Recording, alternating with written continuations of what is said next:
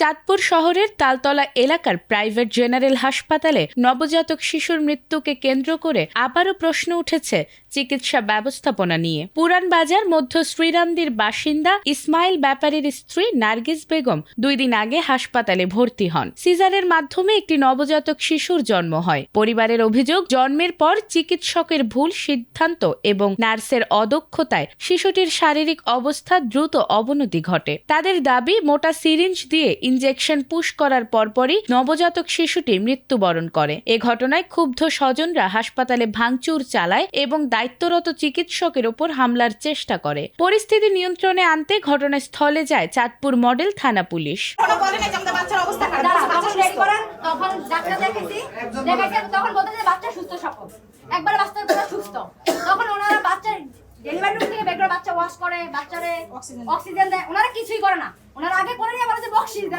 শিশুর দাদি নাজমা বেগম জানান, হাসপাতালে ভর্তি হওয়ার পর থেকে চিকিৎসা সঠিকভাবে দেয়া হয়নি। শিশুর অবস্থার অবনতি হলে কোনো কার্যকর পদক্ষেপ নেওয়া হয়নি বলেও অভিযোগ করেন। তার দাবি, নার্স ইনজেকশন দেওয়ার পরই শিশুটি মারা যায়।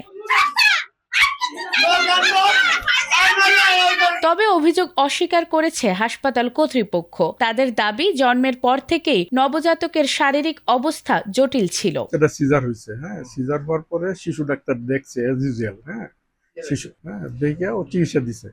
দেওয়ার পরে আবার বিকাল করে জ্বর আসছে বাচ্চার, তখন আমাদের মেডিকেল অফিসার দিকে বলছে যে আপনারা আরেকজন শিশু ডাক্তার দেখান। তখন ও রেফার করার পরে ওরা নিয়ে গেছিল সদর হাসপাতালে। সদর হাসপাতালে ভর্তি ছিল, ওখানে কে কে দেখছে আমি জানি না। ডাক্তার না ইনজেকশন, এটা তো কোনাকিয়ন তো মানে না ওটা তো বাচ্চা খারাপ হয়েছে, ওখানে গেছিল আইসিইউতে ছিল, ওই যে আইসিইউতে সদর হাসপাতালে মারা গেছে। তিনি জানান, সিজারের মাধ্যমে শিশুর জন্মের পর তার শারীরিক অবস্থা খারাপ হয়ে পড়ে। পরিস্থিতি বিবেচনায় দ্রুত সরকারি জেনারেল হাসপাতালে রেফার করা হয়। সেখানে নেয়ার পর শিশুটি মারা যায় বলে তিনি উল্লেখ করেছেন। তিনি আরো বলেন, পরিবার ঘটনাটির দায় হাসপাতালের ওপর চাপানোর চেষ্টা করছে। বলতো যে আপনাদের বাচ্চা অবস্থা ভালো না, তাহলে আমরা প্রথম দিনেই নিয়ে যেতাম। আমাদের প্রথম দিন বলছে আমাদের বাচ্চা ভালো, তাহলে এর পরের দিন কেন আমাদের বাচ্চা অবস্থা খারাপ? ওনারা ভুল ট্রিটমেন্ট করছে দেখে আমাদের বাচ্চা অবস্থা খারাপ হয়েছে, না হলে তো আমাদের বাচ্চা প্রশ্নে ওঠে না অবস্থা খারাপ হবে। ওনাদের কারণে আমাদের বাচ্চা মারা গেছে। আমরা চাই আমাদের বুক যেমন খালি হয়েছে, চাই না যে আর কোনো মায়ের বুক খালি না হোক।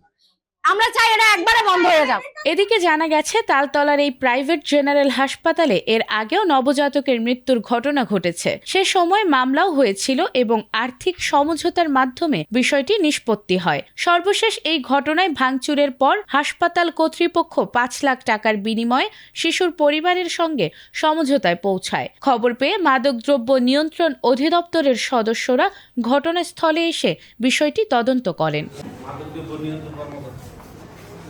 Desk report, ATN Bangla.